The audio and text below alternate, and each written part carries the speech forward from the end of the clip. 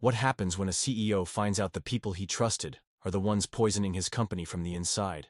Jared Foster shifted uncomfortably in the back of a beat-up Uber as it slowed outside garage number 3. The third stop on a list he never thought he'd be checking off himself. He owned 8 garages across the state, a business passed down from his father 5 years earlier. At first, things ran like clockwork. Busy bays, satisfied customers, happy staff. But lately, complaints had started stacking up. Long waits, poor repairs, rude service. Every time Jared pressed for answers, his district manager Pete had a reason. Staff quitting, supply delays, customers being picky. But Jared wasn't buying it anymore. So he did what no one expected. He went undercover. No emails, no warning.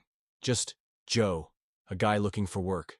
He let his beard grow out, kept a cap low over his eyes, and dressed in oil-stained jeans and an old hoodie. None of the employees had met him in person. Most only knew his father's photo in the break room or some old corporate memo. Jared made sure they wouldn't recognize him. Garage 3 was supposed to be Pete's best-run location, the one that ran itself. Jared stepped out of the car, took a breath thick with diesel and summer heat, and headed toward the office. Inside, the manager, tall, 40s, hair thinning, gut stretching his polo, didn't bother looking up from his phone. "You the new guy?" "Yeah," Jared replied. "Name's Joe." The man barely gestured. "Grab a shirt from the box. Shadow a tech. Don't mess anything up. No handshake. No safety rundown. Just a grunt and a shrug." Jared ducked into a cramped bathroom and pulled on a wrinkled work shirt. The smell of burnt oil and rubber hit hard as he stepped into the garage. Cars jammed every bay. Customers paced impatiently. Sweat-soaked techs worked in silence, heads down. That's when he saw her. A young black woman, dark curls shoved into a frayed ponytail, knelt under the hood of a rusted sedan. Her knuckles were raw, fingers coated in grease. Tools lay scattered across the floor like the aftermath of a war. "Need a hand?" Jared asked. She wiped her brow with the back of her arm and gave him a quick once-over. "You're the new guy. Joe, right? I'm Brooke." She handed him a flickering work light. "Hold this." As he adjusted the angle, he noticed her tools. Half-cracked sockets, a wrench bent like it had been run over, a ratchet literally taped together. "These look dangerous," he muttered. Brooke laughed dryly. "Yeah, tell that to management. I've been asking for new ones since winter. They just tell me to make do." Jared watched her fingers tremble slightly as she tightened a bolt with a cracked socket. One slip, and she'd lose her hand. Something boiled in his chest. His father never would have let this slide. Before he could speak, a voice cut through the noise. "Brooke, move your ass! Car's been sitting an hour." It was the same manager, face red and eyes narrowed. He turned to Jared. "You, clean that bay, now." Brooke muttered something under her breath and kept working. Jared bent down, jaw clenched. The day had just begun, and already he could feel it. Something was deeply wrong here. Brooke tore into a sandwich like she hadn't eaten in a day. Jared watched quietly before asking, "You like working here?" She shrugged. "I like fixing cars. That's about it. Everything else?" She gave a dry laugh. "I'm just here for the paycheck, saving up for tech school." Jared nodded, feeling a strange weight settle in his chest. He leaned back against the wall, eyes tracing the crack in the ceiling tile above them. It wasn't just anger burning in him now. It was guilt. He'd trusted the wrong people, let the wrong ones run things. He had let this happen. "Tomorrow," he told himself. "Tomorrow I dig deeper. I find out who's breaking this place, and who's still keeping it alive." The next morning, Jared arrived early. The sky was still bleeding purple, and a damp mist clung to the broken asphalt out front. He leaned against the garage wall, sipping bitter gas station coffee from a foam cup. The cold bit through his hoodie. The garage door creaked open a few minutes later. Brooke stepped inside, limping noticeably. "You okay?" Jared asked, tossing the cup into a dented trash bin. "Rolled my ankle yesterday," she muttered, dropping her backpack onto a chipped wooden bench. "Didn't have time to ice it. Gotta keep moving." Jared didn't push. He followed her inside as the harsh fluorescent lights flickered to life. At the punch clock, Jared scanned in. A second later, Pete's voice cut through the garage like a dull blade. "Joe, office now." Jared swallowed, heart ticking harder, and headed to the cramped office. Pete leaned back against the desk, arms folded, a cheap gold chain flashing under his collar. The air smelled like cologne and frustration. "Listen up," Pete said, voice low. "We've got inspections coming next week. If you see something wrong, you keep your mouth shut." Got it? Jared met his eyes. Sure, he said flatly. Pete jabbed a finger into Jared's chest. You're lucky to even be working here, don't screw it up. Jared nodded once, jaw clenched, and walked out without a word. The garage was already buzzing. Brooke was under a lifted truck, ratchet in hand, moving like her ankle wasn't screaming. Tyler wiped down the bay next to her, eyes puffy from lack of sleep. Off to the side, a stocky tech named Vince leaned against a cabinet, scrolling his phone, while a customer waited impatiently at the front counter. Vince, Jared called. There's someone waiting. Vince didn't look up. Ain't my job, that's front desk. There was no receptionist in sight, just a cluttered desk and a phone blinking with missed calls. Jared sighed, wiped his hands, and stepped to the counter. Hey, someone will be with you shortly. What's the issue? The man didn't hide his irritation. My wife's car was supposed to be ready yesterday. No one's answering. I drove 40 minutes to get here. I'll check. Jared ducked back into the garage. Brooke, Ford Escape, belt replacement. Ring any bells? Brooke wiped grease off her hands. It's done. Vince was supposed to call him yesterday. Jared's stomach knotted. He walked straight to Vince. That Escape's finished. Why didn't you call? Vince shrugged. Not my shift. Jared stared at him, blood rising. Vince slipped his phone away and sauntered off toward the vending machine like nothing mattered. By noon, chaos reigned. Oil spills sat untouched. Customers grew restless. Vince vanished for long stretches. Tyler, pale and shaky, dropped a brake caliper from sheer hunger. He hadn't eaten all day. And Brooke? She didn't stop. Not for the pain. Not for herself. Jared found her near the stockroom, leaning into the wall, breathing hard, but still standing. You need a break, Jared said gently. Brooke didn't even look at him. Can't, she rasped. If I fall behind, they dock my hours. Jared's hands curled into fists. That was the last straw. Late that afternoon, an older woman in her 60s rolled into the lot in a worn-out minivan. She sat quietly in the waiting area for over 2 hours. Not once did she complain. When she finally walked up to Pete, who was pretending to shuffle paperwork outside the office, she spoke in a low, polite voice. Excuse me, is anyone going to look at my car? Pete didn't even try to hide his irritation. He rolled his eyes and said loudly enough for everyone in the garage to hear. Maybe if you didn't drive that piece of junk, you wouldn't need so much work done. Silence. The woman's face twisted, and she turned quickly toward the exit, head down, her dignity left behind on the greasy tile. Jared's blood ran cold. He stepped forward, voice calm but firm. That's not how you talk to customers. Pete turned slowly, an ugly smirk forming. You got a problem, Joe? Jared pulled the filthy work shirt over his head and dropped it to the floor. Yeah, he said. I do. The garage froze. A socket wrench clattered. Someone dropped their drink. Conversation stopped mid-sentence. Jared's voice echoed through the concrete space. I'm Jared Foster. I own this company. Brooke's wrench slipped from her hand. Tyler looked like someone had pulled the floor out from under him. Vince dropped his candy bar. Pete's face drained of color, then flushed dark with anger. You're full of it. Jared reached into his back pocket and pulled out his wallet. He flipped it open, revealing his ID. I built this company with my dad. I trusted the wrong people to run it right. And what I've seen here? He swept a slow, deliberate gaze across the filthy, broken space. This isn't what we stand for. Pete opened his mouth, but Jared didn't give him the chance. You're done. Pack up. You're fired. Effective immediately. Pete stood frozen, rage boiling under the surface. Then, without a word, he stomped into the office and slammed the door so hard the windows trembled. Jared turned to Vince. You too. You don't respect the customers or your team. You're out. Vince's jaw tightened, but he didn't argue. He grabbed his jacket from the wall and stormed out. A heavy stillness fell over the garage. Every mechanic, every tech, stood staring at Jared, stunned. You all deserve better, Jared said, his voice softer now. And starting today, you're going to get it. His eyes met Brooke's. Her hands were trembling, not from fear but from exhaustion. You, he said, pointing to her, are taking the rest of the day off. Paid. Brooke opened her mouth, but no words came. Just a stunned breath. Tyler, Jared called, turning to the younger tech. Go get some food. On the company. Take your time. Tyler blinked rapidly, his eyes glassy. He wiped them with the sleeve of his coveralls and gave a small nod. I'm bringing in a new manager tomorrow, Jared continued. Someone I trust. But for now, we're closing early. Everyone gets paid for the full shift. A murmur rose. Uncertain. Hopeful. Jared stepped outside into the cooling light of evening and pulled out his phone. "Call HR," he told his assistant. "I want a full review of every location. And find me a new regional manager." He glanced back. Brooke was helping Tyler gather tools, both of them moving slow, but with a different kind of weight now. Not dread, purpose. Angela Ruiz walked beside Jared as they crossed the lot toward the garage.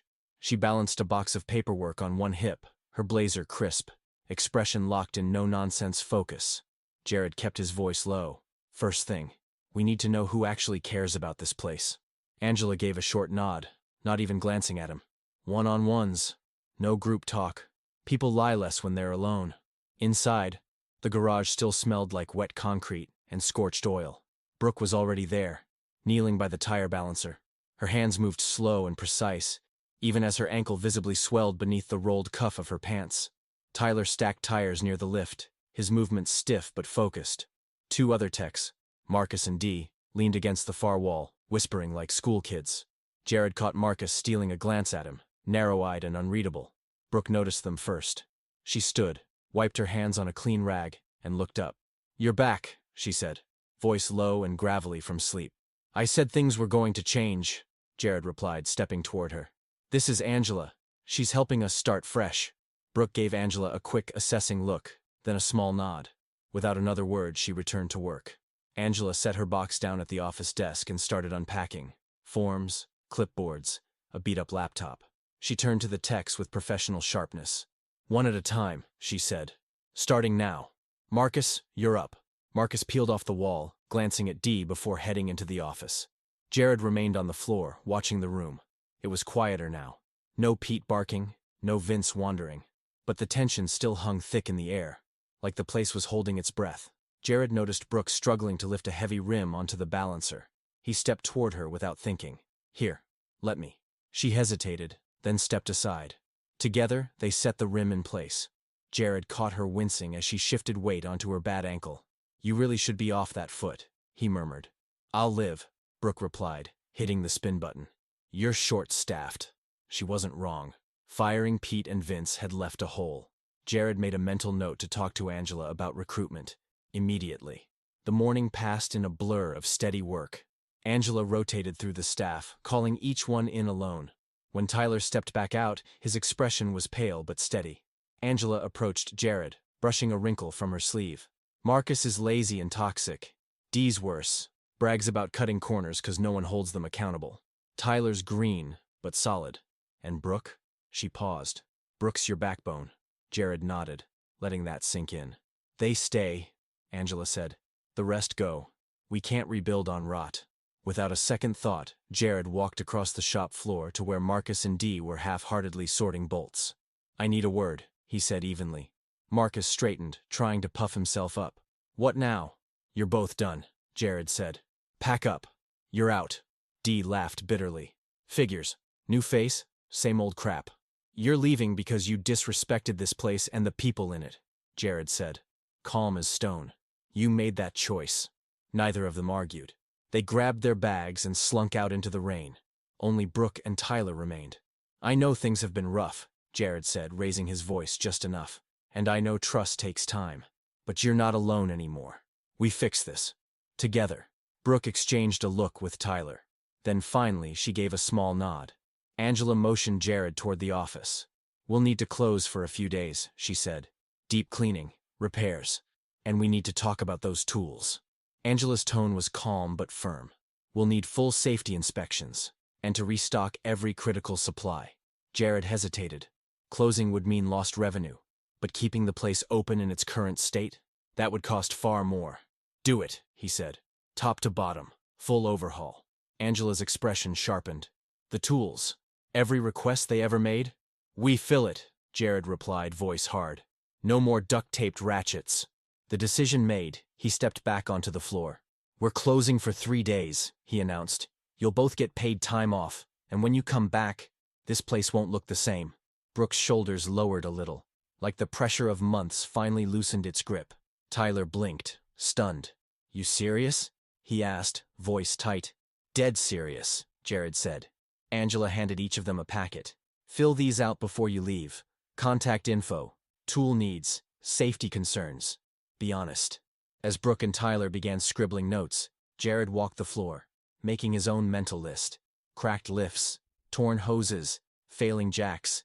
The bones of this place weren't just tired, they were crumbling. Angela joined him, her heels clicking softly on the concrete. We'll need contractors for the structural repairs, she said, and someone competent for the front desk, a real service advisor. I'll handle it, Jared replied. Outside, the rain had grown heavy, soaking the lot in a silver sheen. Brooke and Tyler clocked out, faces drawn but lighter, like something inside them had finally exhaled. When the garage was quiet, Jared picked up a mop and started scrubbing the floor himself. Angela pulled a clipboard from her bag and began cataloging the rusted, broken tools. They didn't talk much. They didn't need to. The silence wasn't awkward. It was the sound of real work beginning. As Jared scrubbed a stubborn oil stain from the corner near the lifts, he thought of his father, of when every mechanic was treated like family, and every customer was greeted by name. Somewhere along the way, he'd lost that vision, gotten lost in spreadsheets, margins, delegation, but not now. Not again. Angela called from across the shop, found a stash of unopened filters shoved behind the compressor. Jared wiped his forehead with his sleeve. Figures. Let's log everything. Nothing gets wasted this time. They worked into the night, the rain tapping steadily on the roof. By the time Jared locked the doors, the shop still looked old, but it felt cleaner, empty of the rot that had poisoned it for too long. Tomorrow would bring supply trucks, contractors, interviews, rebuilding. It wasn't fixed yet, but it had finally started to heal. 3 days later, the garage barely resembled the one Jared had walked into. The walls gleamed white. The floor was sealed and polished. Every tool station was neatly stocked with brand new equipment. Even the air smelled different. Fresh industrial cleaner replacing the permanent stench of oil and sweat. Bright new safety signs lined the walls. The front office had been overhauled too. No more cracked counter. The waiting area now held new chairs and a coffee station. Jared stood by the bay doors beside Angela as a delivery van backed in, unloading the final shipment of parts. Brooke and Tyler arrived early, both in crisp uniforms Jared had ordered. Brooke adjusted her tool belt as she walked in. Her limp was still there, but her face looked different, focused, present. Tyler looked more rested, a quiet steadiness in his steps. Jared waved them over. This garage is yours as much as it's mine now, he said. If you see something wrong, you speak up. No more staying silent. Brooke nodded once. You sticking around, or is this a check-in? I'm not disappearing again, Jared said. Starting here, I'm visiting every site personally. No middlemen. Tyler glanced toward the shining new lifts. Feels like a real shop now. It is, Jared said. And it's going to stay that way. Angela handed them laminated checklists. Daily inspections. We catch problems early. We fix them early. The new layout hadn't erased every hiccup. A corroded bolt on a client's sedan threw off the repair schedule. Brooke took a breath, stepped up front, and explained everything. Clear, calm, no sugarcoating. She offered a loaner and an apology without being asked. Tyler misread a work order and stacked 2 appointments in the same slot. Instead of freezing up, he flagged it immediately. Brooke checked the schedule, made 2 adjustments, and kept the line moving, like it had never happened. By late afternoon, the final ticket was closed. Jared brought them into the newly stocked break room, where fresh coffee steamed in the corner, and shelves held more than old rags and empty cups. You two didn't just keep pace today, Jared said. You ran the shop. Brooke leaned against the counter, arms folded but looser now. So what's the plan? She asked, not challenging, just measuring the road ahead. We bring in 2 new techs, Jared said, and a real service lead. We'll build slow but strong. Tyler shifted in his seat. The rest of the garages, they getting this too? Jared nodded. Same blueprint. Doesn't matter where they are or who's in charge. No more shortcuts. No more silence. Angela laid a thick manual on the table. This replaces every taped-up notice you've ever seen in a break room, she said. Rights. Guidelines. Full walkthrough next week. Brooke skimmed the first page. Her brow rose. Sick leave? Jared nodded.